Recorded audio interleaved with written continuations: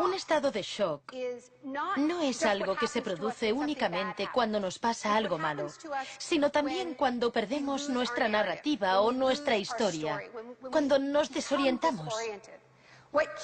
Lo que nos mantiene orientados, alerta y a salvo del shock es nuestra historia. Una época de crisis como la que estamos viviendo es ideal para pensar en la historia, en la continuidad, en las raíces. Es un buen momento para situarnos en la historia de la lucha humana. La doctrina del shock.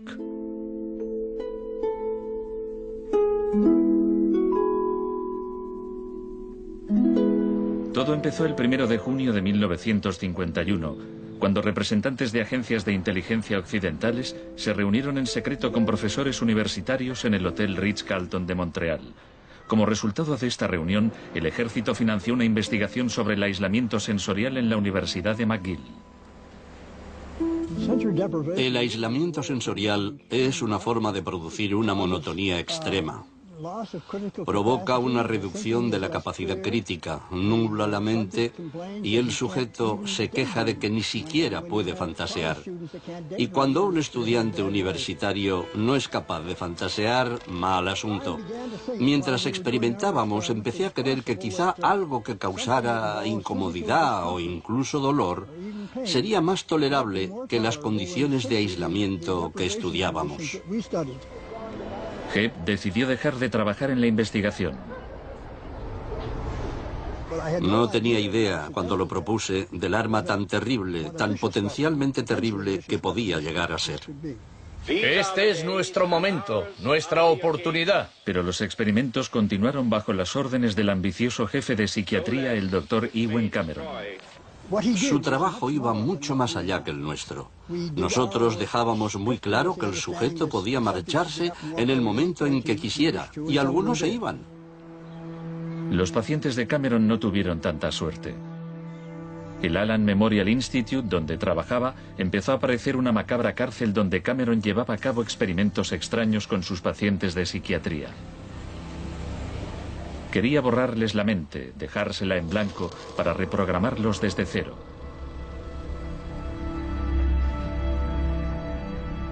Janine Huart, una joven madre de 4 hijos, padecía una depresión posparto. Me entraban escalofríos cuando me decían: mañana te toca tratamiento de electrochoque. Me estremecía, me daba mucho miedo.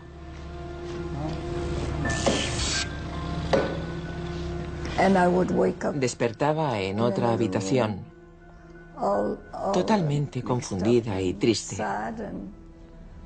Y me quedaba muy afligida después. Iba por ahí caminando como una zombie. Cameron combinaba los electrochoques con las curas de sueño y la repetición de mensajes grabados.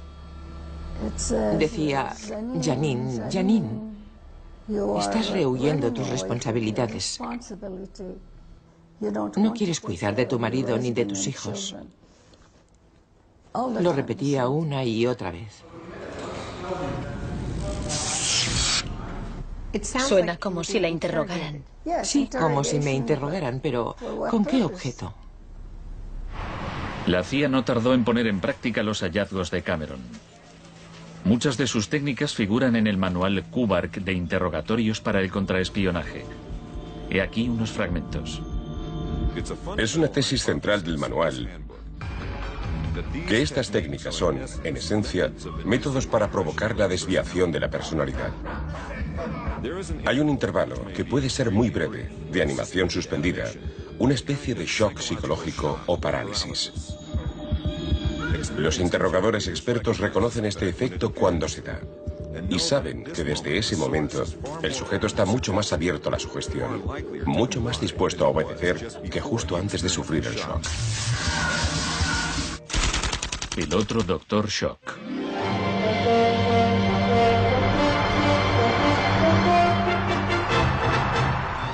En la misma época en que Ewen Cameron realizaba sus experimentos en Montreal, un partidario de otro tipo de shock trabajaba no muy lejos de allí. Milton Friedman era profesor de economía en la Universidad de Chicago. Creía que la terapia de shock económico impulsaría a las sociedades a aceptar un capitalismo más puro y desregulado. En octubre de 2008, durante la mayor crisis financiera desde 1929, Naomi Klein acudió a la Universidad de Chicago para hablar de Milton Friedman. Cuando Milton Friedman cumplió 90 años, la Casa Blanca de Bush organizó una celebración en su honor y todos pronunciaron discursos, incluido George Bush, pero el mejor fue el de Donald Rumsfeld. Mi cita favorita de ese discurso de Rumsfeld dice así: Milton es la encarnación de una realidad, la de que las ideas tienen consecuencias. La tesis que sostengo es que el caos económico que ahora mismo impera en Wall Street, en la América Media y en Washington, deriva de muchos factores, por supuesto, pero que entre ellos están las ideas de Milton Friedman. El crack de 1929 en Wall Street desencadenó la Gran Depresión de los años 30.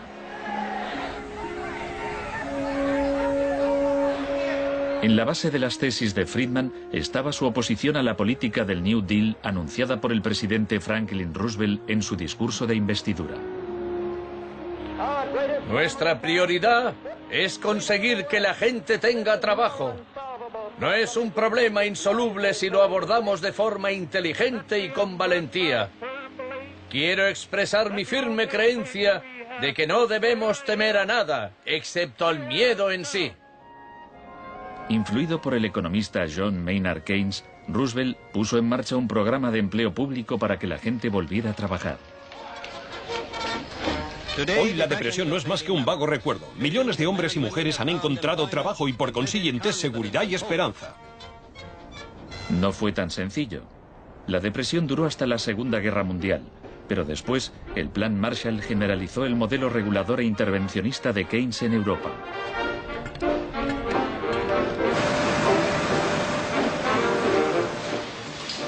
Sus principios gozaron de gran aceptación, aunque no por parte del Departamento de Economía de la Universidad de Chicago.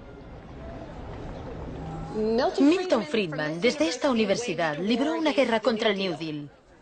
Friedman era miembro de un grupo llamado Sociedad Mont Pelerin, dirigida por el economista Friedrich von Hayek. Creían que si el gobierno dejaba de prestar servicios y de regular los mercados, los problemas de la economía se resolverían solos. En los 50 los consideraban bichos raros, pero en los últimos 30 años sus ideas se han convertido en la doctrina económica dominante. La tesis de la doctrina del shock es que nos han contado un cuento sobre cómo estas medidas radicales han triunfado en el mundo, que no se han propagado de la mano de la libertad y la democracia, sino que han requerido shocks, crisis y estados de emergencia. Milton Friedman entendía la utilidad de las crisis. Solo una crisis, real o percibida, produce auténticos cambios. Cuando esa crisis sobreviene, las medidas que se toman dependen de las ideas que flotan en el ambiente. Primera puesta a prueba, Chile. Fue en Chile donde los seguidores de Friedman aprendieron a explotar un shock o crisis a gran escala. Por lo general, los voceros del neoliberalismo, los publicistas oficiales, ni siquiera mencionan a Chile. Empiezan a contar la historia a partir de Thatcher y Reagan, porque eso queda mucho mejor. En los años 50 y 60, las medidas progresistas de desarrollo en Chile eran un modelo para la zona. El gobierno invertía en salud, educación e industria. Las empresas estadounidenses temían por sus inversiones. Como respuesta, el Departamento de Estado comenzó a becar a estudiantes de Chile y el resto de Sudamérica para que estudiaran economía de libre mercado con Milton Friedman. La Universidad de Chicago tenía un convenio con la Universidad Católica de Chile que permitía a muchos chilenos venir a Chicago, donde les impartíamos formación y se doctoraban. Los estudiantes regresaban a Chile a dar clases. El Departamento de Economía de la Universidad Católica en Santiago se convirtió en una mini escuela de Chicago. Arnold Harberger, el economista que dirigía el programa, se describía como misionero totalmente entregado. En 1970, la Unidad Popular de Salvador Allende ganó las elecciones con un programa que proponía nacionalizar grandes sectores de la economía. La compañía de teléfonos pertenecía en su mayor parte a la empresa estadounidense ITT, que encabezó los intentos de evitar que Allende fuera presidente. Contaba con el apoyo de Richard Nixon en la Casa Blanca. Yo no estuve allí, pero puedo decirle lo que sabemos con certeza en la actualidad. Él encargó a la CIA que impidiera que Allende asumiese la presidencia e intentaron convencerme de que instigara al ejército chileno cuando Allende resultó elegido. A pesar de las maniobras de la CIA, Allende juró el cargo de presidente.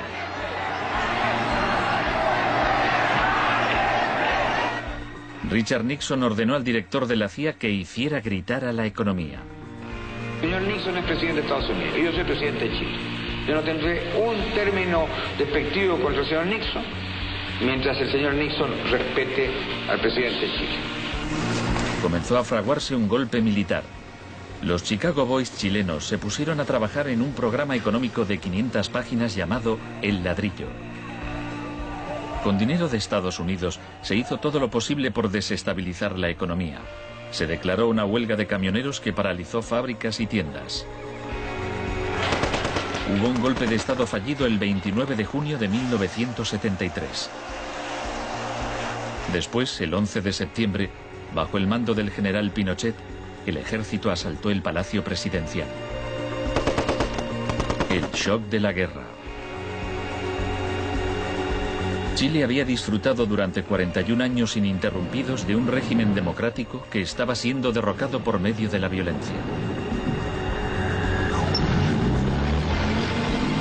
Para Pinochet y sus partidarios el golpe era una guerra, y desde luego estaba concebido para parecerlo. Fue el precursor chileno de la doctrina militar de shock y pavor.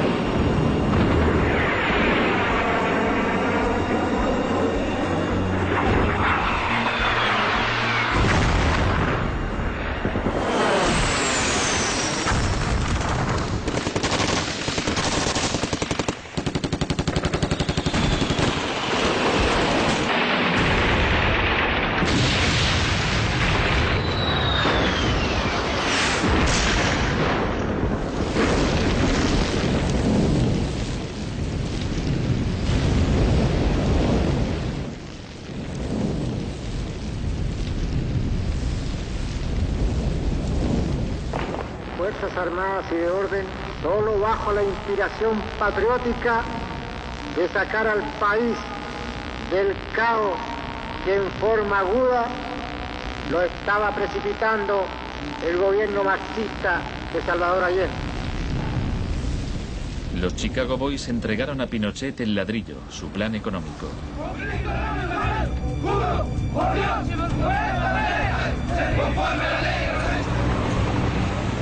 Los días siguientes, más de 13.000 opositores fueron detenidos y encarcelados.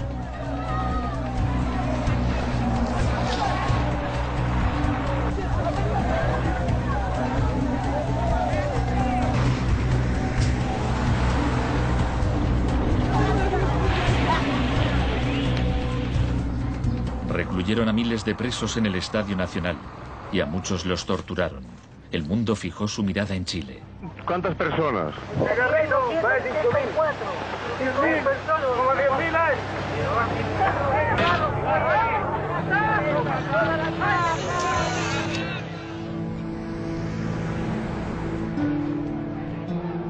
A principios de noviembre liberaron a 5.000 presos. A los 900 que quedaron los trasladaron a otros centros de detención.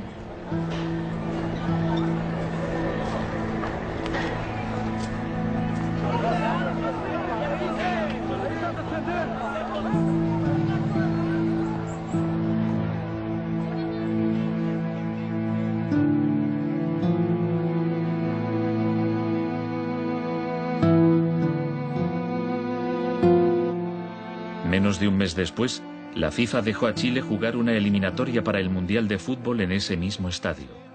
Su rival, la Unión Soviética, se negó a jugar allí, así que se permitió a Chile marcar en portería vacía y clasificarse para el Mundial de 1974. Porque fueron tocando sin adversario hasta el otro lado. El shock económico. Aprovechando el estado de shock de la población, Pinochet impuso las medidas recomendadas por los Chicago Boys, suprimió el control de precios, privatizó empresas estatales, eliminó aranceles de importación y redujo el gasto público. Más tarde, Friedman reconoció abiertamente la importancia del experimento chileno.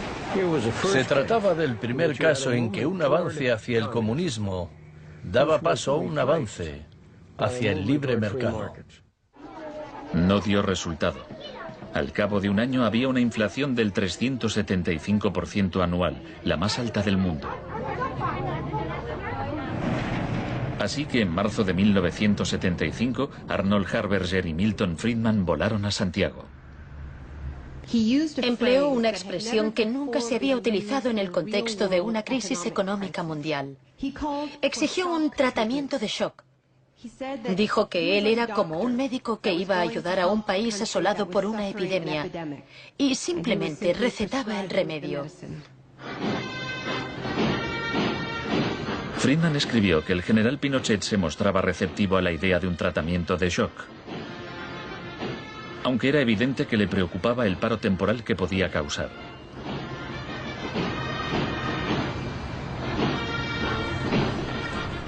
Pronto quedó claro que la política económica de Friedman favorecería a los ricos a costa de los pobres. Se calculaba que una familia que intentara subsistir con el salario mínimo tendría que gastar el 74% de sus ingresos en pan. Viajar en autobús o beber leche se había convertido en un lujo. Pinochet acabó con la distribución gratuita de leche en las escuelas, disposición similar a la polémica medida que había tomado la joven ministra de Educación británica que más tarde sería su amiga. ¿Me siento aquí? Gracias. Muchas gracias. Para poder imponer estas políticas económicas, había que sembrar el miedo hacia un enemigo. Tampoco creo que se haya triunfado totalmente sobre el marxismo. El marxismo es como un fantasma. Cuesta mucho tomarlo. Mejor dicho, no se puede tomar.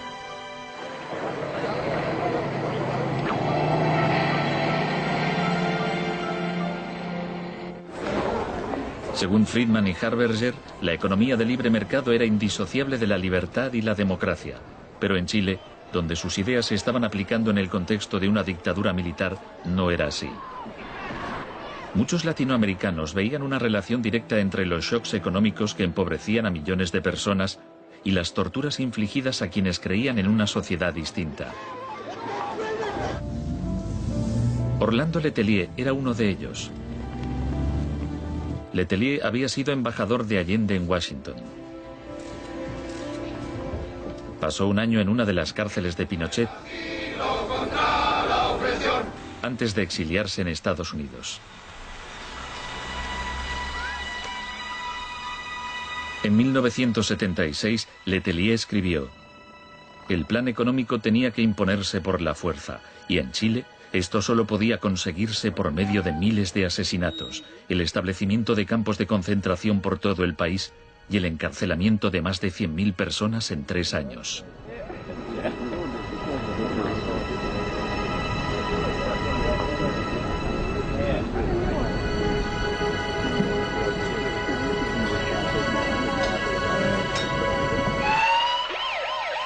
Antes de que pasara un mes, Letelier murió en un atentado con coche bomba.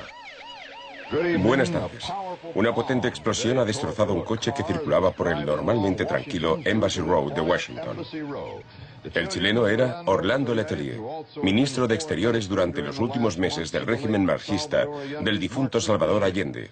Damos paso a Richard Roth. Michael Townley, miembro de la policía política secreta de Pinochet, estaba detrás del atentado. Había entrado en Estados Unidos con pasaporte falso y la CIA estaba al corriente de ello. Michael, buenas noches. Buenas noches, Pablo. La opinión del Poder Judicial chileno, ¿hay confianza en él? Mire, yo confío plenamente en la justicia chilena, como patriota y luchador antimarxista y juntista por sobre todas las cosas. Pese a su confianza, Townley fue extraditado a Estados Unidos y condenado por el asesinato de Letelier. Pinochet gobernó Chile como dictador durante 17 años. Pero en una entrevista en que se sinceraba, Harberger seguía negándolo. Un gobierno represivo no puede durar mucho tiempo en el marco de un sistema de auténtica libertad económica. El año del asesinato de Orlando Letelier se le concedió a Friedman el Premio Nobel de Economía. Saben, tienen una idea totalmente deformada de lo que pasó. Les explicaré un par de cosas. En primer lugar, universidades chilenas me ofrecieron 2 títulos honoríficos antes de que yo viajara allí. Rehusé aceptarlos porque dichas universidades se financiaban en parte con fondos públicos y yo no quería dar en ningún caso la impresión de que apoyaba el régimen político de Chile. No soy representante de Chile, no soy asesor de Chile, ni tengo responsabilidades para con el gobierno de Chile.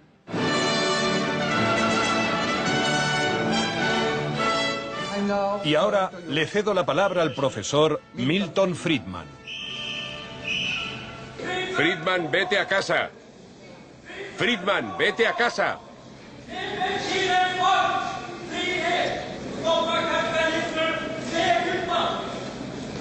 Lamento este incidente. Podría haber sido peor.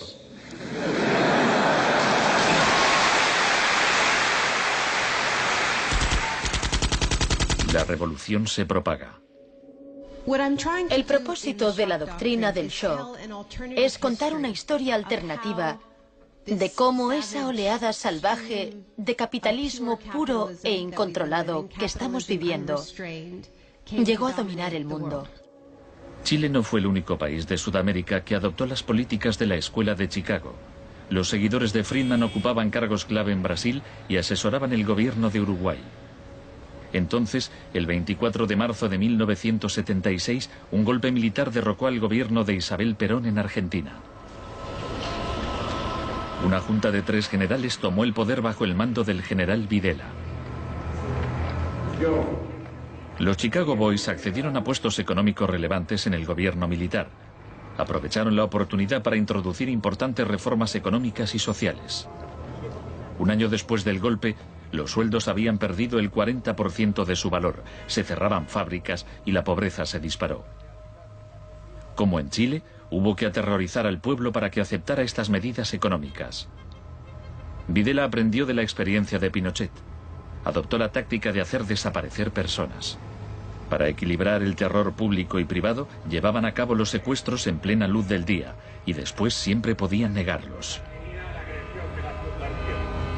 Fue necesario cumplimiento de la misión que la nación le tiene asignada, articular la defensa de la sociedad argentina. Las reglas de esta guerra no convencional, que no buscamos ni provocamos, son distintas. Muchas de las técnicas empleadas por los militares chilenos y argentinos las habían aprendido en la Escuela de las Américas dirigida por Estados Unidos. Enseñaban técnicas de tortura. Violar a la víctima, desnudarla, herirla con objetos punzantes, romperle extremidades, sacarle los ojos, marcarla a fuego. En Latinoamérica hay regímenes que violan hoy en día los derechos humanos. Practican asesinatos políticos, torturas, deportaciones, encarcelamientos sin juicio, que son técnicas aprendidas en este centro. Quizás sea así. Si me dice que lo que enseñamos aquí se ha llevado a la práctica, no se lo negaré. El uso de la tortura contra un soldado enemigo conocido para obtener algún tipo de ventaja militar me parece justificable y acertado. Ir más allá, utilizar las técnicas de tortura solo para intimidar a la gente, es un grave error, poco ético e inmoral. Pero en Argentina y Chile estas técnicas no solo se emplearon con soldados o terroristas, sino con estudiantes y sindicalistas, con todo aquel que se opusiera a la política de libre mercado del régimen.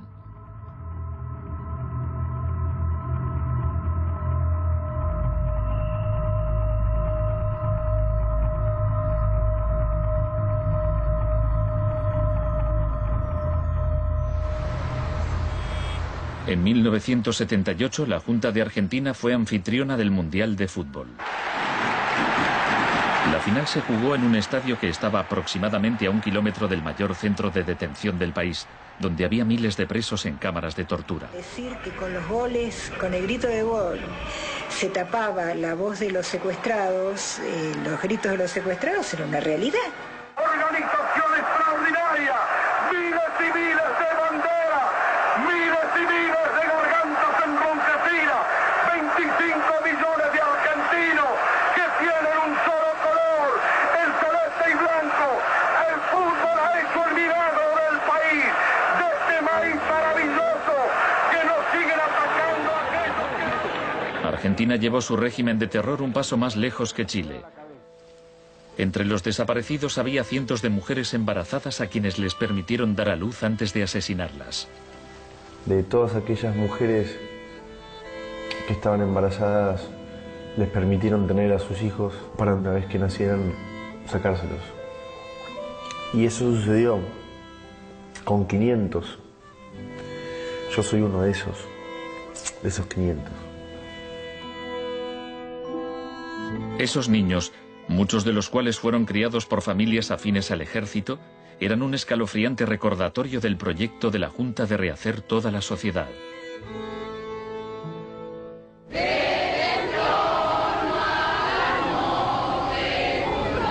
Cuando la Junta aún detentaba el poder, un grupo de madres y abuelas de desaparecidos empezaron a protestar en la Plaza de Mayo.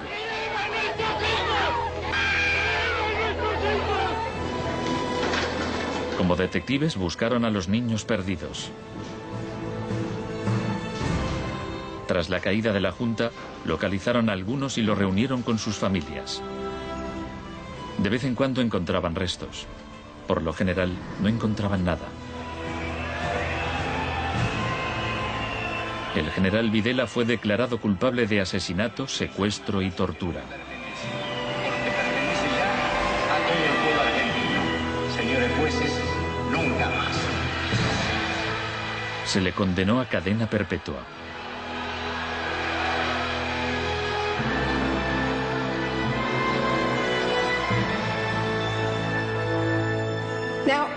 Estos primeros experimentos en Latinoamérica plantearon a Friedman y a sus acólitos un serio problema ideológico.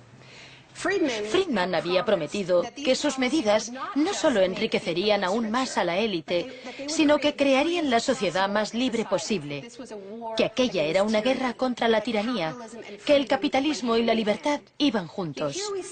Sin embargo, vemos que en los 70 los únicos países que ponían en práctica esas ideas eran dictaduras militares.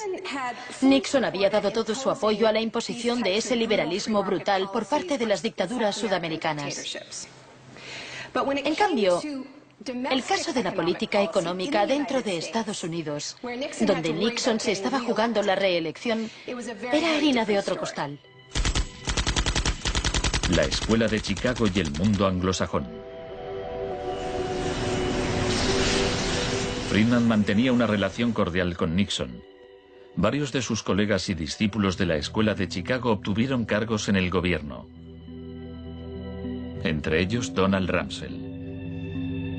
Con la ayuda de Dios. Enhorabuena. Gracias.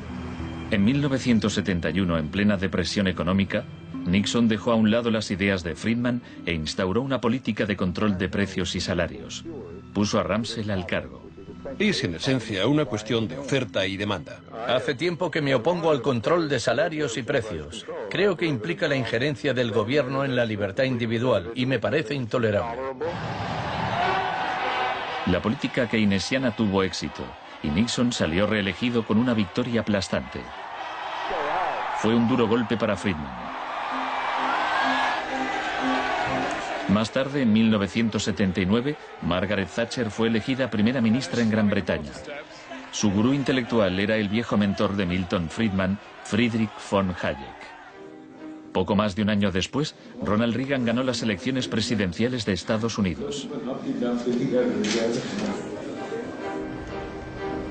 Ahora, tanto Gran Bretaña como Estados Unidos estaban en manos de friedmanitas declarados. El programa con que Margaret Thatcher llegó al poder se basaba en 4 puntos: recortar el gasto público, bajar los impuestos, reducir el número de empresas estatales o paraestatales, desregular la industria e introducir una política monetaria moderada y estable para combatir la inflación.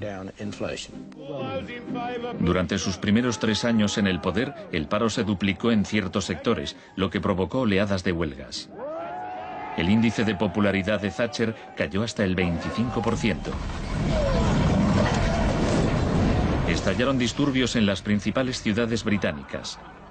Hasta los admiradores de Thatcher albergaban ciertas dudas.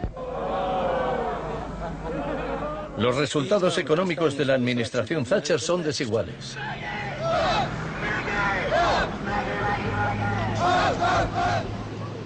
A quienes esperan ansiosos a que yo haga caso del eslogan favorito de los medios, dar vuelta atrás, solo puedo decirles una cosa: dad vuelta atrás vosotros si queréis.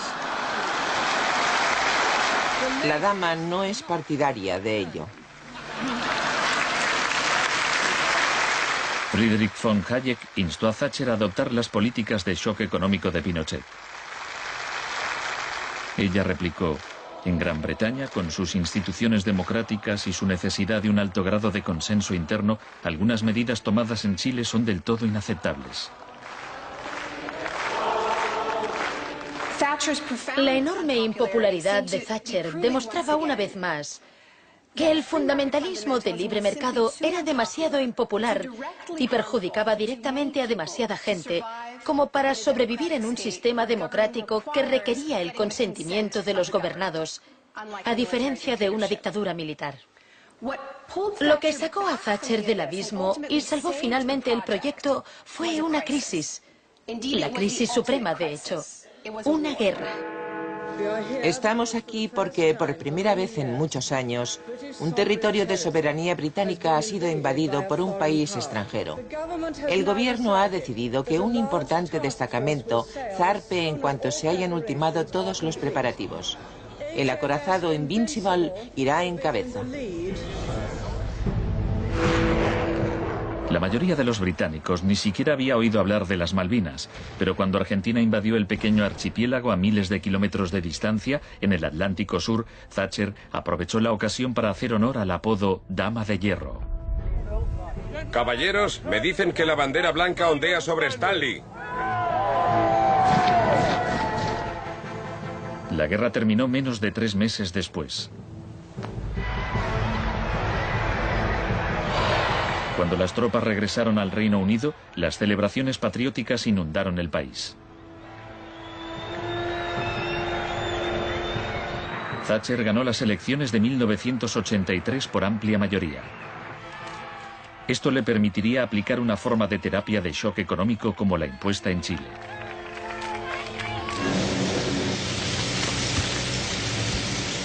La organización de trabajadores más poderosa del país era el Sindicato Nacional de Mineros. Cuando la Junta Nacional del Carbón anunció el cierre de minas, los mineros declararon la huelga.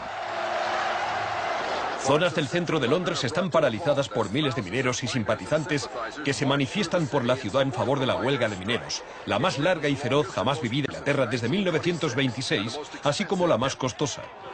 La huelga duró casi un año. Thatcher empleó todos los medios a su disposición para acabar con el sindicato.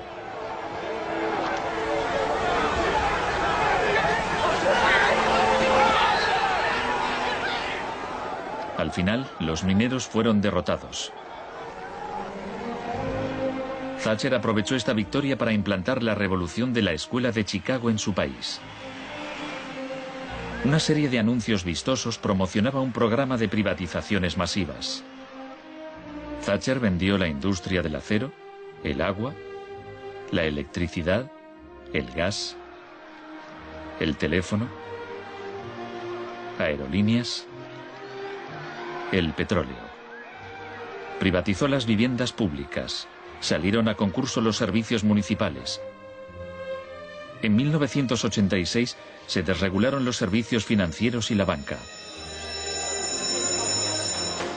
Se le llamó el Big Bang. No hace falta que le recuerde a ninguno de los presentes que el Big Bang es solo el principio. En el Reino Unido, antes de Thatcher, un gerente general ganaba 10 veces más que el empleado medio. En 2007 ganaba más de 100 veces más.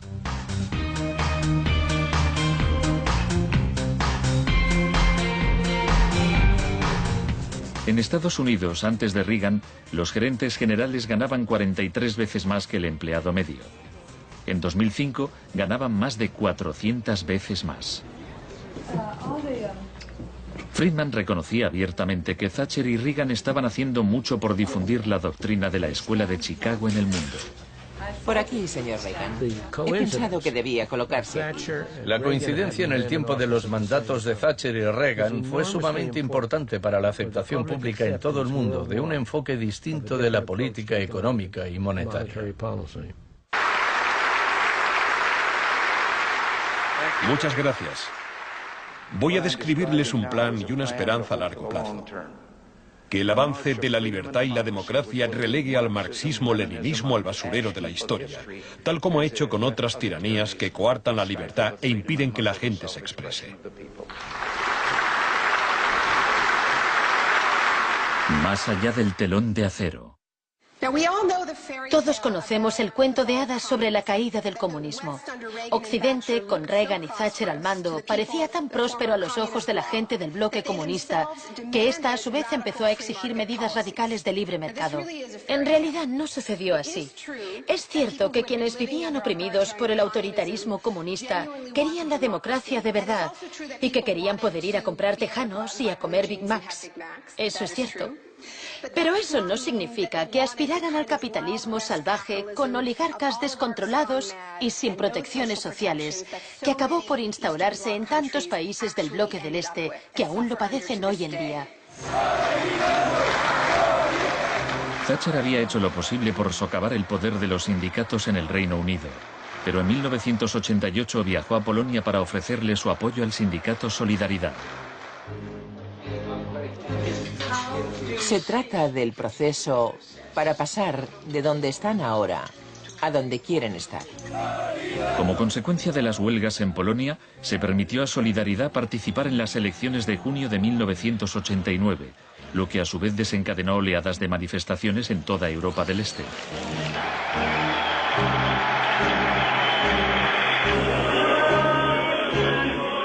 En épocas anteriores, la Unión Soviética había utilizado la fuerza para aplastar los movimientos democráticos. Pero ahora la URSS tenía un líder distinto, Mikhail Gorbachov, impulsor de la Glasnost y la Perestroika. Hablaba de una tercera vía, de una transición gradual hacia una socialdemocracia a la escandinava, algo a medio camino entre el capitalismo de libre mercado y el comunismo. Gorbachov cautivó al público y los políticos de Occidente. Es un líder audaz, decidido y valiente. Ante la mirada de Gorbachov, los viejos regímenes comunistas se desmoronaron uno a uno.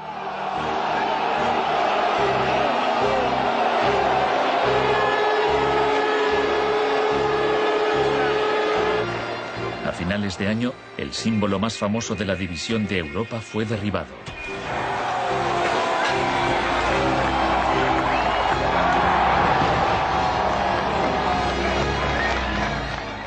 Para Friedman y los Chicago Boys, se abrieron las puertas de todo un mundo nuevo. En la Unión Soviética, Gorbachov quería reformar la economía rusa poco a poco. En 1991, Gorbachov asistió como invitado a la cumbre del G7 en Londres. Esperaba obtener apoyo financiero para sus reformas económicas graduales. Sin embargo, le dijeron que o aceptaba la terapia de shock radical o no le concederían ayudas. ¿Qué tal, señor presidente? ¿No está demasiado cerca? El mes siguiente se produjo un intento de golpe de Estado contra él. Miembros del sector duro del Partido Comunista pusieron a Gorbachov bajo arresto domiciliario en su casa de veraneo de Crimea. Los tanques rodearon la Casa Blanca, el Parlamento ruso.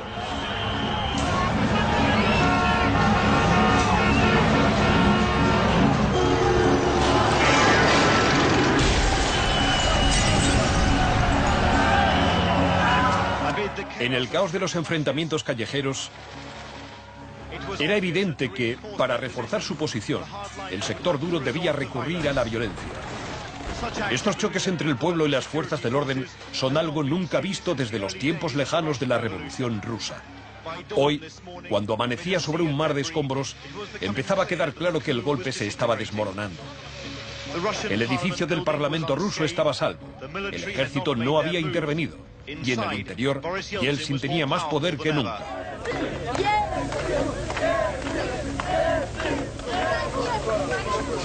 Fue un momento estelar para Yeltsin.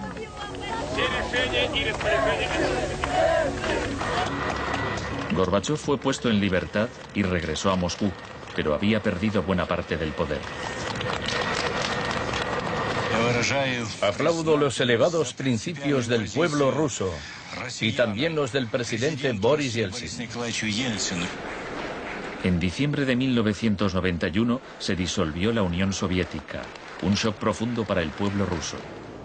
Yeltsin se hizo cargo entonces de la política económica de la Federación Rusa. El libre mercado llegó a Rusia y con él el caos.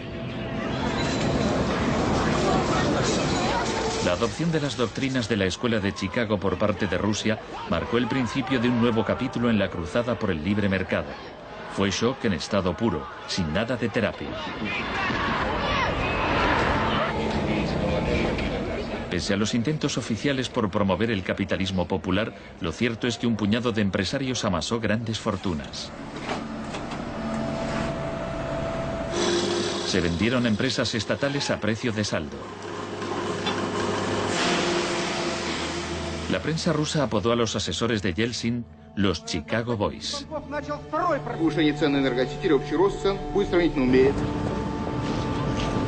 Gracias a la terapia de shock de Yeltsin, en 1992 los rusos consumían un 40% menos que en 1991.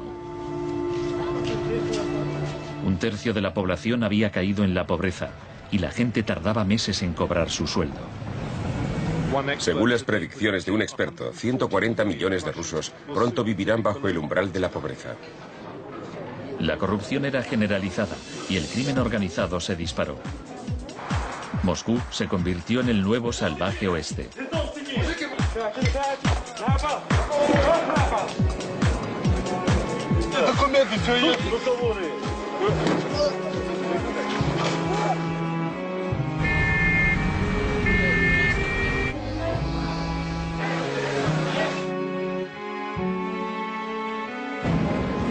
La mayoría de los rusos se oponía a que el radicalismo de los Chicago Boys se implantase en su país. En marzo de 1993, el Parlamento tomó una decisión crucial. Votó a favor de retirarle a Yeltsin los poderes especiales que le había otorgado. Yeltsin instauró un régimen especial.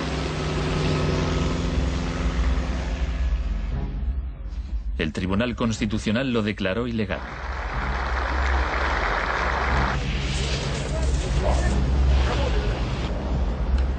El 21 de septiembre, Yeltsin, al estilo Pinochet, disolvió el Parlamento. A partir de hoy quedan suspendidas las funciones legislativas, administrativas y de control del Parlamento de la Federación Rusa. Occidente puso su influencia al servicio de Yeltsin. Creemos que Boris Yeltsin es la mayor esperanza para la democracia en Rusia.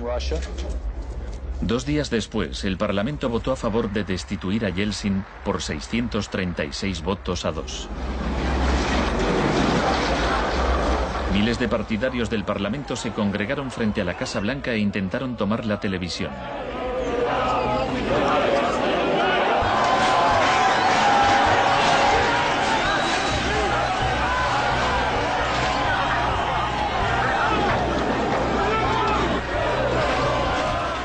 Parecía que los defensores del Parlamento iban ganando. Yeltsin voló de regreso a Moscú de su casa vacacional. Esa noche, 100 manifestantes murieron en los enfrentamientos con las fuerzas de Yeltsin.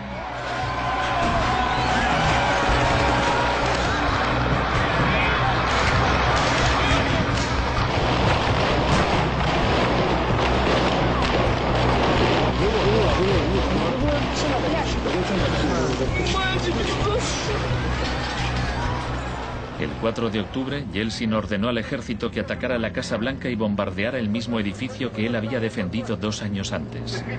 ¿No lo entendéis? Son asesinos.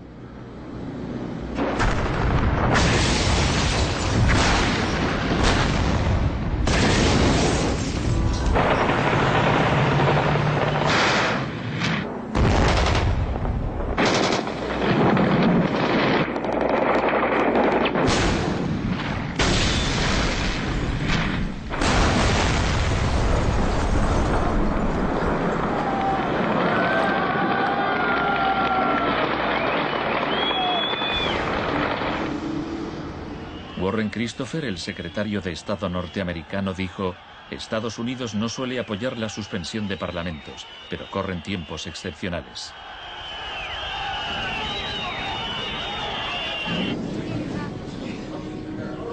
Yeltsin había conseguido el poder absoluto. Asesorado por sus Chicago Boys, practicó un capitalismo de amigotes. Se pusieron a la venta más industrias estatales, y así nació una nueva clase de empresarios multimillonarios con influencia política, los oligarcas. En 1998, el 80% de las granjas rusas estaba en quiebra y 70.000 fábricas estatales habían cerrado. En 8 años, el número de pobres había aumentado en 72 millones, mientras Moscú pasaba a ser la ciudad del mundo con más multimillonarios.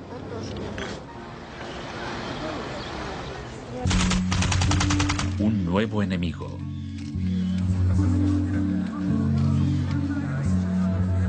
Buenas tardes, gracias por venir. Es un honor para mí anunciarles que voy a proponer a Donald Rumsfeld como secretario de Defensa. Estoy deseando servir de nuevo a mi país. Rumsfeld ya había sido secretario de Defensa en el gobierno de Gerald Ford.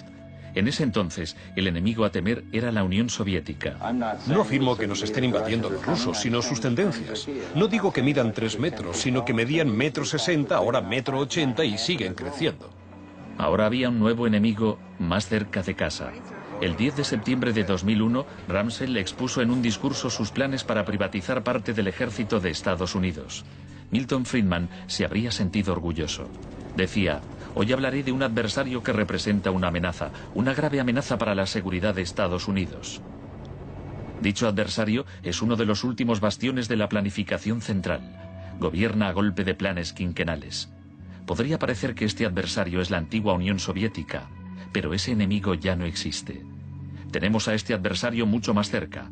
Es la burocracia del Pentágono. Hoy le declaramos la guerra a la burocracia. Al día siguiente, el vuelo 77 de American Airlines se estrelló en el Pentágono y mató a 184 personas.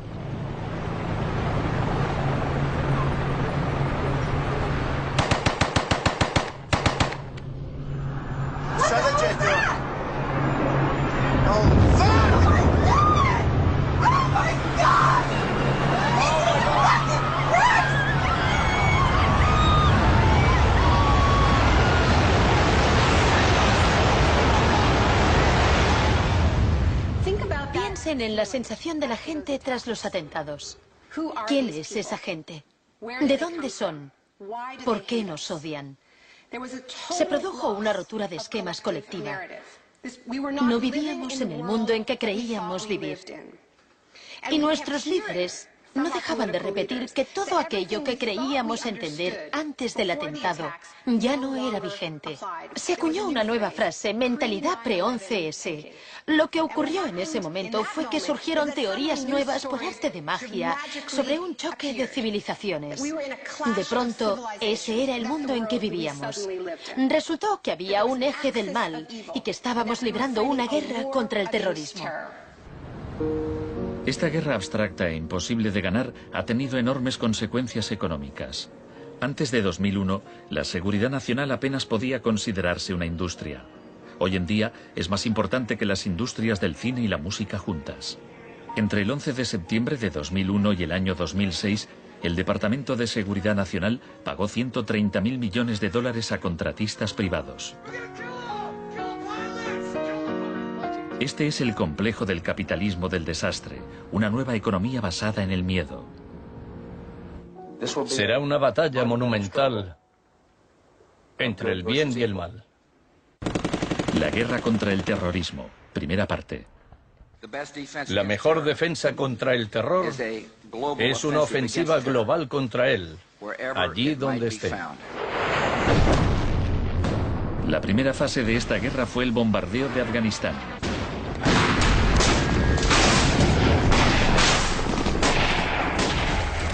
El gobierno talibán fue derrocado rápidamente. La posguerra resultó más complicada. Nuestra lucha contra el terrorismo empezó en Afganistán, pero no acaba allí. Buscamos sobre todo detenidos que nos sirvan para extraerles información.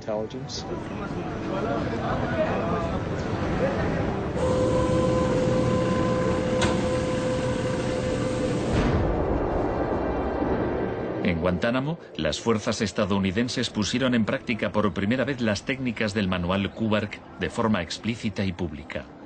Oficialmente aprobadas por la Casa Blanca, fueron mostradas abiertamente por televisión en todo el mundo. El aislamiento, tanto físico como psicológico, debe mantenerse desde el instante de la captura. La capacidad de resistir se ve reducida por la desorientación. Los presos deben guardar silencio en todo momento y jamás se les debe permitir hablar entre sí. 3 de los presos, Asif Iqbal, Rual Ahmed y Shafiq Rasul, eran de Tipton, Inglaterra. Pasaron más de 2 años en Guantánamo antes de que los liberasen sin cargos. No te dejaban hablar con nadie, ni hacer nada, ni estar de pie. Te obligaban a pasarte todo el rato ahí sentado. Yo pensaba, ¿qué demonios está pasando? ¿Dónde estoy? ¿Pasaremos aquí el resto de nuestra vida? ¿Podremos regresar a casa, volver a ver a nuestra familia? De los 779 presos retenidos en la bahía de Guantánamo, solo 3 han sido condenados por algún delito.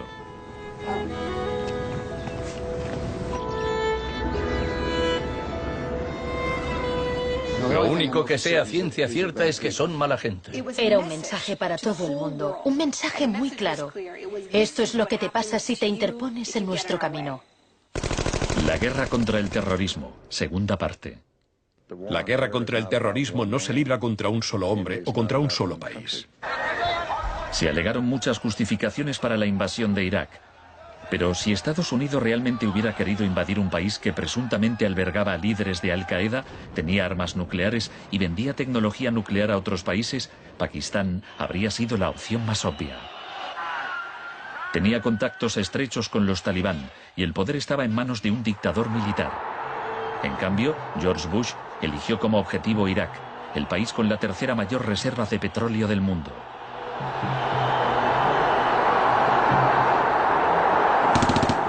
La guerra como tortura de masas. Los planes de guerra del Departamento de Defensa no son como los de la Guerra del Golfo. Están más en la línea de la invasión de Panamá de 1989. Según ha podido saber la CBS, se iniciará en el llamado Día A con A de ataques aéreos, ataques tan devastadores que hará que los soldados de Saddam no puedan ni quieran oponer resistencia. La idea es que el bombardeo sea tan intenso que produzca, en palabras textuales, shock y pavor. Si el Pentágono se ciñe a su plan de guerra actual, en un día de marzo, la aviación y la armada lanzarán entre 300 y 400 misiles de crucero contra objetivos en Irak, más que en los 40 días que duró la primera guerra del Golfo. Será un ataque de una magnitud nunca antes vista, nunca antes prevista. Harlan Ullman es uno de los artífices del concepto shock y pavor, que consiste en lanzar un gran número de bombas guiadas de precisión. Esto produce un efecto inmediato, como el de las bombas nucleares de Hiroshima. No es cuestión de días o de semanas, sino de minutos.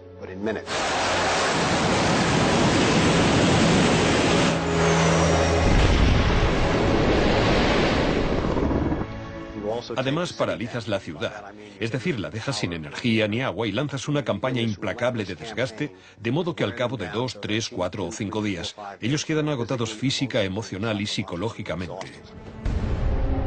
Anoche una zona de 1 milla cuadrada del centro de Bagdad parecía el infierno en la tierra. Durante la primera oleada de bombardeos, los ciudadanos de Bagdad sufrieron una versión del aislamiento sensorial descrito en el manual Kubark. En el caos que siguió a la caída de Saddam Hussein, Estados Unidos hizo poco por impedir los saqueos. Algunos cargos del gobierno incluso los consideraban un punto de partida para desmantelar el Estado iraquí. John Agresto, encargado de reorganizar la educación superior, veía el saqueo de escuelas como una oportunidad para empezar de cero. De hecho, antes de las sanciones, Irak tenía el mejor sistema educativo de la región y una tasa de alfabetización del 89%. En cambio, en Nuevo México, estado natal de Agresto, el 46% de los ciudadanos eran analfabetos funcionales. En Irak se aplicaron 3 formas de shock distintas que actuaban a la vez y se complementaban entre sí. Estaba el shock de la guerra, seguido de inmediato por la terapia de shock económico impuesta por Paul Bremer. Y como la resistencia a esa transformación económica, a ese shock económico rápido iba en aumento, se aplicó el shock de la represión y la tortura. 3 clases de shock distintas. El shock económico.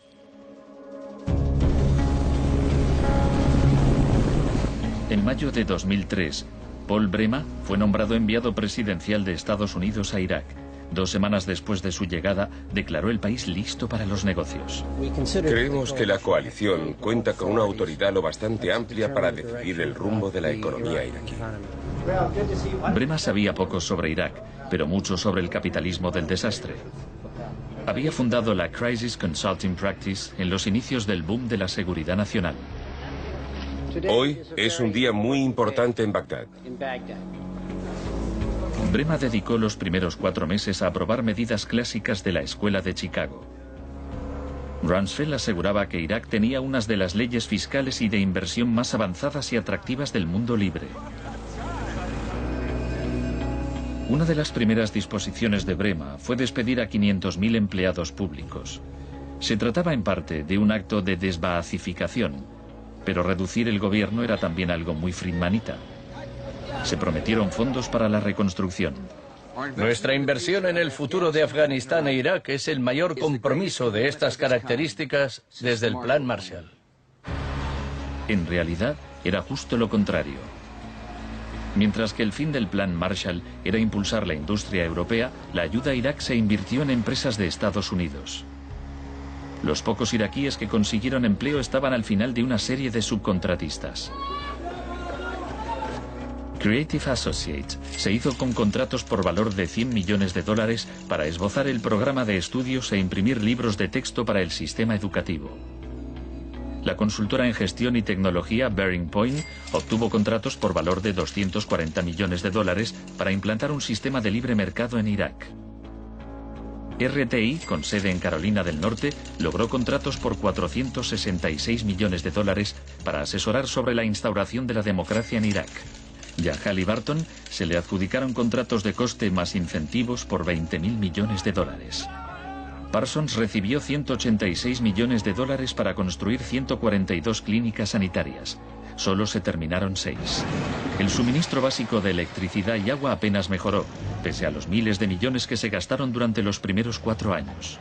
Vamos a triunfar aquí y cuando lo consigamos habremos hecho algo importante, no solo para 25 millones de iraquíes, sino para favorecer los intereses occidentales en la región. Hasta los nuevos billetes iraquíes se imprimían en el extranjero. Les mostraré un ejemplo de estos billetes. Estados Unidos incluso llegó a pagar a empresas privadas para que supervisaran a las empresas privadas que habían logrado contratos.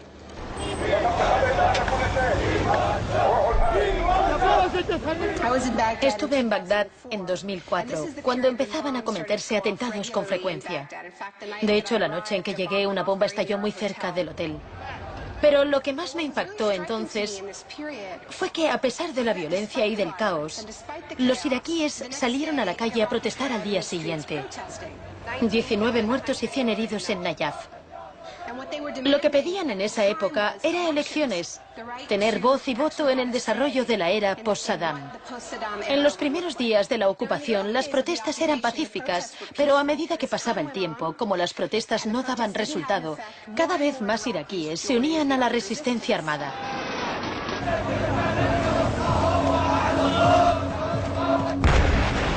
La violencia se descontroló.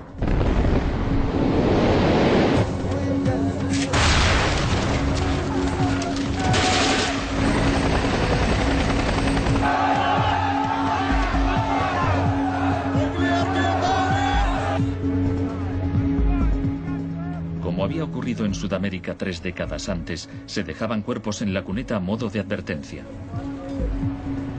Eran los desaparecidos de Irak.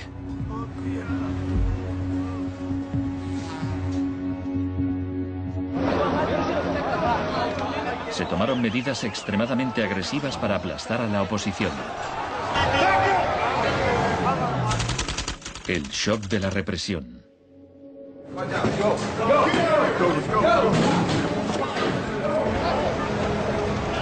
Durante los primeros 3 años y medio de la ocupación, se capturó a 61.500 iraquíes.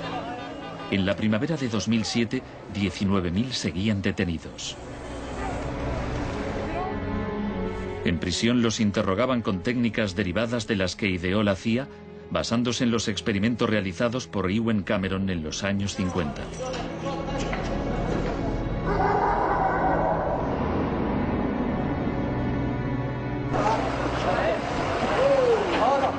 Según la Cruz Roja, altos cargos del ejército estadounidense admitieron que entre el 70 y el 90% de las detenciones en Irak fueron errores.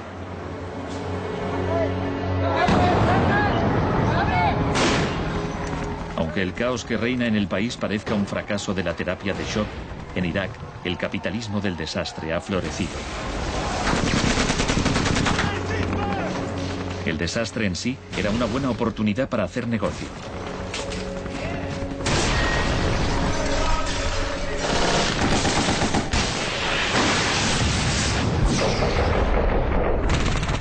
El negocio de la guerra. El gasto militar de Estados Unidos prácticamente se ha duplicado desde 2001. Se acerca a los 700.000 millones de dólares al año. Ya en 1961, el presidente Eisenhower, que no era precisamente de izquierdas, advirtió del peligro de un ejército demasiado poderoso. La conjunción de una estructura militar inmensa y de una gran industria de armamento es algo nuevo en la historia de Estados Unidos. Debemos precavernos contra una adquisición de influencia injustificada, deliberada o no, por parte del complejo industrial militar. No debemos permitir jamás que esa combinación suponga un riesgo para nuestras libertades o nuestros procesos democráticos. La guerra de Irak ha sido el conflicto más privatizado de la historia contemporánea. La zona verde de Bagdad es una versión extrema de lo que está pasando en todo el mundo. Se trata de una zona privada y segura, protegida del caos exterior.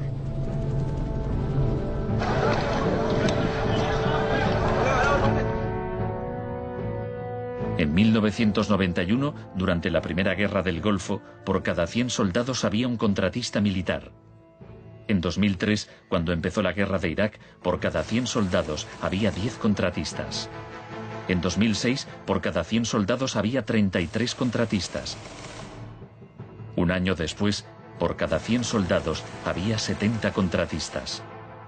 En julio de 2007 había más contratistas que soldados en Irak. Esto iba incluso más lejos de lo que Milton Friedman se había atrevido a soñar. Lo único que no privatizaría son las Fuerzas Armadas, los tribunales y algunas carreteras y autopistas. Una de las empresas contratadas más relevantes era Blackwater USA. Durante la batalla de abril de 2004 en Nayaf, Blackwater asumió el mando de los marines estadounidenses. Docenas de iraquíes murieron durante la operación. Estados Unidos había blindado las empresas privadas contra las leyes iraquíes, por lo que éstas funcionaban en un vacío legal, un poco como Guantánamo. Le pregunté al secretario de Defensa hace un par de meses bajo qué se rige. El señor Rumsfeld... Iba a preguntárselo yo. Siga.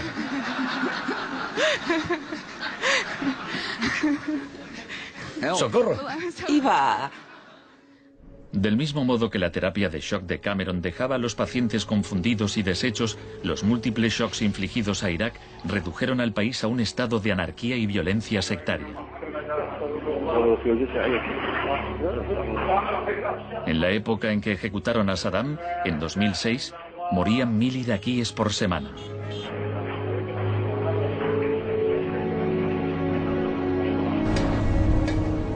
En abril de 2007, la Agencia de la ONU para los Refugiados calculaba que 4 millones de personas habían tenido que abandonar su hogar. Cientos de miles de iraquíes habían muerto. Creo que los historiadores escribirán con toda claridad que hicimos algo extraordinario y noble aquí.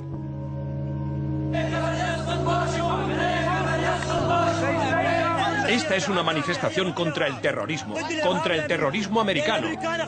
Los americanos arrestan y matan a mujeres y niños, insultan a los ancianos y matan a los jóvenes. América es terrorismo, América es terrorismo.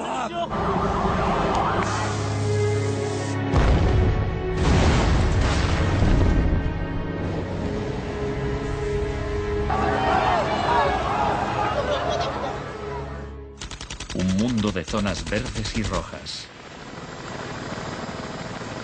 Cuando el huracán Katrina llegó a Nueva Orleans en agosto de 2005, el mundo presenció horrorizado una especie de apartheid del desastre. Quienes tenían recursos se marcharon de la ciudad, mientras decenas de miles de desfavorecidos tuvieron que quedarse prácticamente sin ayuda del Estado. Fui a Nueva Orleans cuando la ciudad todavía estaba inundada y descubrí que lo que había visto en Irak se repetía, no en un periodo de posguerra, sino después de un terrible desastre natural. Milton Friedman murió en 2006. La última recomendación que hizo sobre política oficial aparece en un artículo que publicó en el Wall Street Journal 3 meses después del Katrina. Dice, la mayor parte de las escuelas de Nueva Orleans están en ruinas y también las casas de los alumnos. Los niños se han dispersado por todo el país. Es una tragedia y también una oportunidad para introducir reformas radicales en el sistema educativo. Proponía privatizar completamente los colegios de la ciudad. Era su canto del cisne.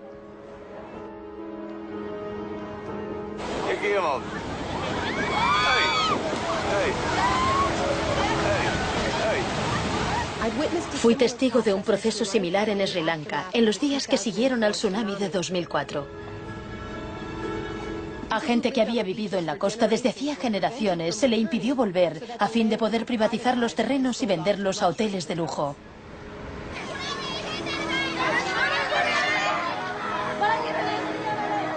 Justo a esto me refiero con la expresión doctrina del shock, al saqueo sistemático del sector público después de un desastre, cuando la gente está demasiado ocupada haciendo frente a la emergencia, a sus problemas diarios, para proteger sus intereses.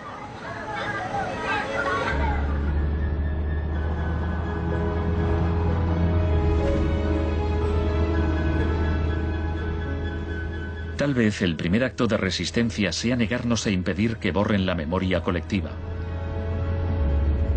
En 2008, Naomi Klein visitó Villa Grimaldi con Isabel Morel, viuda de Orlando Letelier. Villa Grimaldi es un monumento a la crueldad del régimen de Pinochet y a su posterior derrota.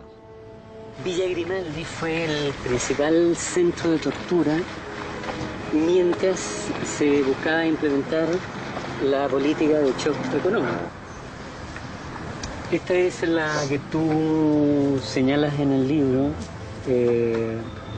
como las casas de uno por uno donde estaban los detenidos en Villa Grimaldi. No le tenía ningún cariño a Pinochet, pero considero que fue nuestro maestro en muchos sentidos. Aprendimos qué era el mal.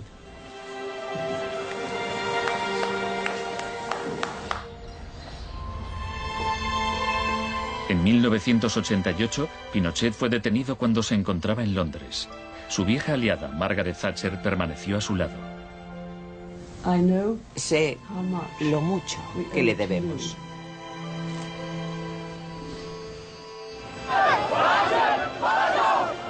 Hicieron falta 30 años para que el experimento económico que Pinochet fue el primero en probar diera la vuelta al mundo hasta Irak. Aún así, las similitudes entre pasado y presente son asombrosas. Entre los campos de concentración de Pinochet y el centro de detención de Bush en Guantánamo. Entre los desaparecidos de Chile y los de Irak. Entre los experimentos de Ewen Cameron y las torturas infligidas a los presos de Abu Ghraib. Ha llegado nuestro momento, nuestra ocasión. Borró todo el pasado. Por eso aplicaba electrochoques. Borraba el pasado del paciente e implantaba ideas nuevas. Pero Janine resistió. En 1988, la CIA accedió a indemnizar a Janine y a otras víctimas de los experimentos de Ewen Cameron. Janine, ¿estás orgullosa de que, aunque intentaron hundirte, tú has luchado con todas tus fuerzas y has vencido?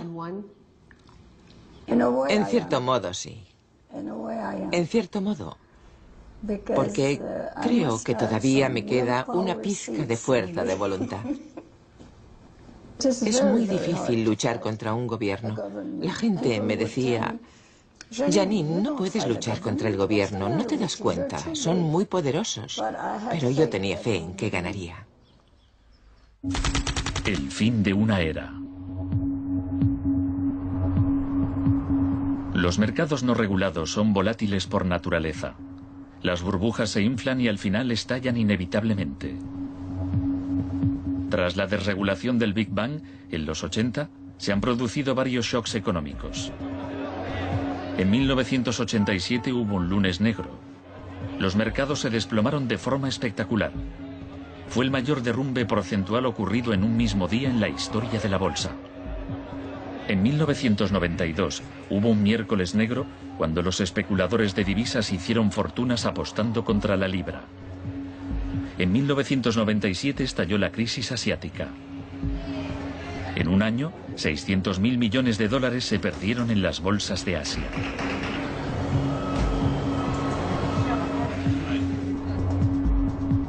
Y finalmente, en septiembre de 2008, los mercados financieros implosionaron. El mercado no está funcionando correctamente. Ha habido una pérdida generalizada de confianza.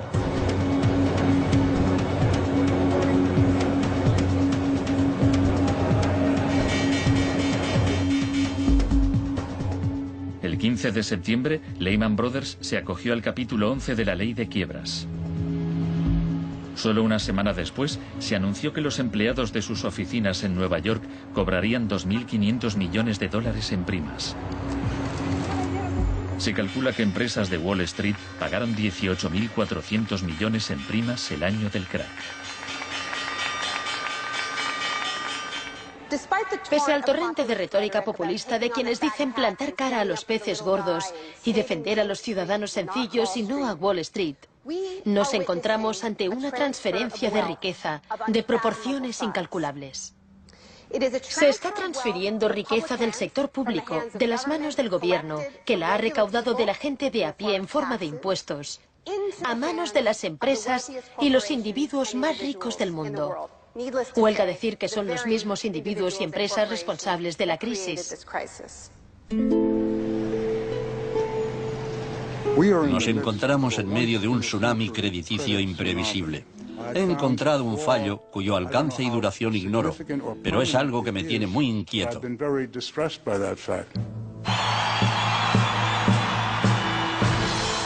Estados Unidos, la crisis financiera propició la victoria de Obama. El país quería cambiar de rumbo. ¡Hola, Chicago! Esta crisis está claramente considerada por casi todo el mundo un resultado directo de esta ideología concreta de la desregularización y la privatización. La magnitud de la crisis abre una puerta a la esperanza. La doctrina del shock como estrategia solo funciona si no sabemos que existe. Lo que me parece más esperanzador de la crisis económica actual es que esta táctica se está desgastando, pues el factor sorpresa ha desaparecido. Los tenemos calados y ya no nos engañan. Nos estamos volviendo a prueba de shocks. La última vez que el mundo sufrió una crisis financiera tan grave como esta, la gente abrazó las medidas keynesianas del New Deal. Quiero expresar mi firme creencia de que no debemos temer a nada, excepto el miedo mismo. Más de 1 millón de personas se desplazó a Washington para asistir al discurso de investidura de Obama. Muchos periodistas lo compararon con Franklin Roosevelt. Últimamente se han trazado muchos paralelismos entre Obama y Franklin Delano Roosevelt. Así que hablaré un poco de este último. Les contaré una anécdota estupenda que podría ser inventada sobre cuando lo visitaban representantes de sindicatos u organizaciones progresistas y le proponían medidas nuevas y avanzadas para que las incluyese en el New Deal. Él los escuchaba con atención y al final decía: ahora salid ahí fuera y obligadme a hacerlo. Y ellos así lo hacían. En 1937, año clave para el New Deal, ¿saben cuántas huelgas se declararon en Estados Unidos? 4.740 huelgas que duraban un promedio de 20 días. ¿Saben cuántas huelgas hubo en 2007? 2. 21. En fin, la otra razón para recordar esta historia de la lucha social es que nos dice algo muy importante, algo que debemos recordar en estos momentos en que nos jugamos tanto. Nos enseña que si queremos políticas contra la crisis que hagan de este mundo un sitio más sano, justo y pacífico, tendremos que salir ahí fuera y obligarlos. Gracias.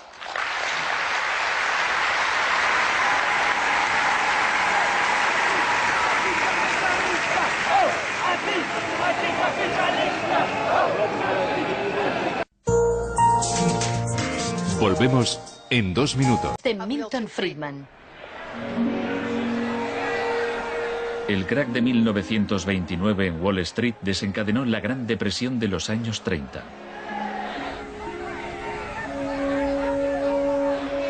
En la base de las tesis de Friedman estaba su oposición a la política del New Deal anunciada por el presidente Franklin Roosevelt en su discurso de investidura. Nuestra prioridad es conseguir que la gente tenga trabajo. No es un problema insoluble si lo abordamos de forma inteligente y con valentía. Quiero expresar mi firme creencia de que no debemos temer a nada, excepto al miedo en sí. Influido por el economista John Maynard Keynes, Roosevelt puso en marcha un programa de empleo público para que la gente volviera a trabajar. Hoy la depresión no es más que un vago recuerdo. Millones de hombres y mujeres han encontrado trabajo y por consiguiente seguridad y esperanza. No fue tan sencillo. La depresión duró hasta la Segunda Guerra Mundial, pero después el Plan Marshall generalizó el modelo regulador e intervencionista de Keynes en Europa.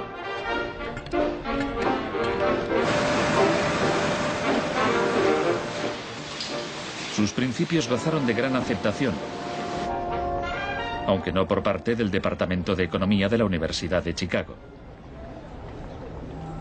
Milton Friedman, desde esta universidad, libró una guerra contra el New Deal. Friedman era miembro de un grupo llamado Sociedad Mont Pelerin, dirigida por el economista Friedrich von Hayek. Creían que si el gobierno dejaba de prestar servicios y de regular los mercados, los problemas de la economía se resolverían solos. En los 50 los consideraban bichos raros, pero en los últimos 30 años sus ideas se han convertido en la doctrina económica dominante. Este es nuestro momento, nuestra oportunidad. Pero los experimentos continuaron bajo las órdenes del ambicioso jefe de psiquiatría, el Dr. Ewen Cameron. Su trabajo iba mucho más allá que el nuestro. Nosotros dejábamos muy claro que el sujeto podía marcharse en el momento en que quisiera, y algunos se iban. Los pacientes de Cameron no tuvieron tanta suerte. El Allen Memorial Institute, donde trabajaba, empezó a parecer una macabra cárcel donde Cameron llevaba a cabo experimentos extraños con sus pacientes de psiquiatría. Quería borrarles la mente, dejársela en blanco para reprogramarlos desde cero.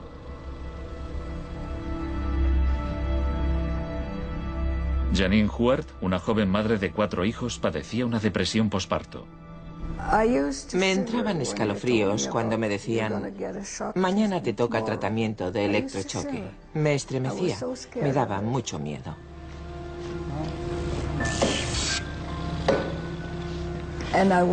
Despertaba en otra habitación, totalmente confundida y triste. Y me quedaba muy afligida después. Iba por ahí caminando como una zombie. Cameron combinaba los electrochoques con las curas de sueño y la repetición de mensajes grabados. Decía, Janine, Janine, estás rehuyendo tus responsabilidades. No quieres cuidar de tu marido ni de tus hijos. Lo repetía una y otra vez. Suena como si la interrogaran. Sí, como si me interrogaran, pero ¿con qué objeto? La CIA no tardó en poner en práctica los hallazgos de Cameron. Muchas de sus técnicas figuran en el manual Kubark de interrogatorios para el contraespionaje. He aquí unos fragmentos. Es una tesis central del manual que estas técnicas son, en esencia, métodos para provocar la desviación de la personalidad. Hay un intervalo, que puede ser muy breve, de animación suspendida, una especie de shock psicológico o parálisis. Los interrogadores expertos reconocen este efecto cuando se da, y saben que desde ese momento el sujeto está mucho más abierto a la sugestión, mucho más dispuesto a obedecer que justo antes de sufrir el shock. El otro Dr. Shock.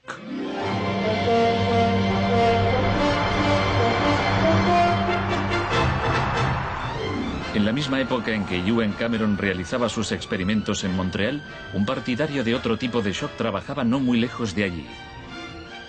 Milton Friedman era profesor de economía en la Universidad de Chicago. Creía que la terapia de shock económico impulsaría a las sociedades a aceptar un capitalismo más puro y desregulado. En octubre de 2008, durante la mayor crisis financiera desde 1929, Naomi Klein acudió a la Universidad de Chicago para hablar de Milton Friedman.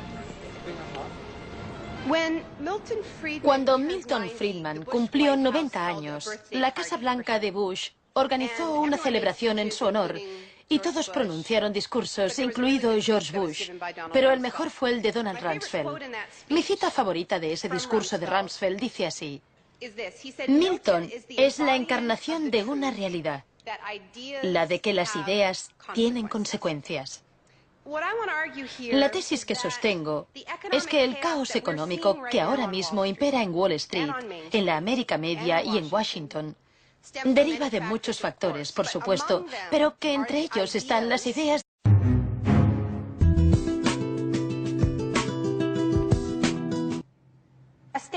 Un estado de shock no es algo que se produce únicamente cuando nos pasa algo malo, sino también cuando perdemos nuestra narrativa o nuestra historia, cuando nos desorientamos.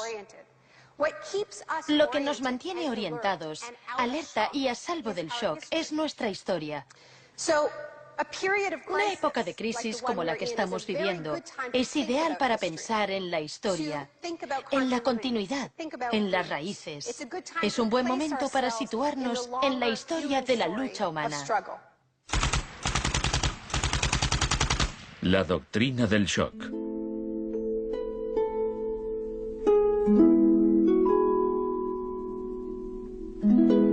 Todo empezó el 1 de junio de 1951, cuando representantes de agencias de inteligencia occidentales se reunieron en secreto con profesores universitarios en el Hotel Ritz-Carlton de Montreal. Como resultado de esta reunión, el ejército financió una investigación sobre el aislamiento sensorial en la Universidad de McGill. El aislamiento sensorial es una forma de producir una monotonía extrema. Provoca una reducción de la capacidad crítica, nubla la mente y el sujeto se queja de que ni siquiera puede fantasear. Y cuando un estudiante universitario no es capaz de fantasear, mal asunto. Mientras experimentábamos, empecé a creer que quizá algo que causara incomodidad o incluso dolor sería más tolerable que las condiciones de aislamiento que estudiábamos. Hebb decidió dejar de trabajar en la investigación. No tenía idea, cuando lo propuse, del arma tan terrible, tan potencialmente terrible que podía llegar a ser. La tesis de la doctrina del shock es que nos han contado un cuento sobre cómo estas medidas radicales han triunfado en el mundo, que no se han propagado de la mano de la libertad y la democracia, sino que han requerido shocks, crisis y estados de emergencia. Milton Friedman entendía la utilidad de las crisis. Solo una crisis, real o percibida, produce auténticos cambios. Cuando esa crisis sobreviene, las medidas que se toman dependen de las ideas que flotan en el ambiente. Primera puesta a prueba, Chile. Fue en Chile donde los seguidores de Friedman aprendieron a explotar un shock o crisis a gran escala. Por lo general, los voceros del neoliberalismo, los publicistas oficiales, ni siquiera mencionan a Chile. Empiezan a contar la historia a partir de Thatcher y Reagan, porque eso queda mucho mejor. En los años 50 y 60, las medidas progresistas de desarrollo en Chile eran un modelo para la zona. El gobierno invertía en salud, educación e industria. Las empresas estadounidenses temían por sus inversiones. Como respuesta, el Departamento de Estado comenzó a becar a estudiantes de Chile y el resto de Sudamérica para que estudiaran economía de libre mercado con Milton Friedman. La Universidad de Chicago tenía un convenio con la Universidad Católica de Chile que permitía a muchos chilenos venir a Chicago, donde les impartíamos formación y se doctoraban. Los estudiantes regresaban a Chile a dar clases. El Departamento de Economía de la Universidad Católica en Santiago se convirtió en una mini escuela de Chicago. Arnold Harberger, el economista que dirigía el programa, se describía como misionero totalmente entregado. En 1970, la Unidad Popular de Salvador Allende ganó las elecciones con un programa que proponía nacionalizar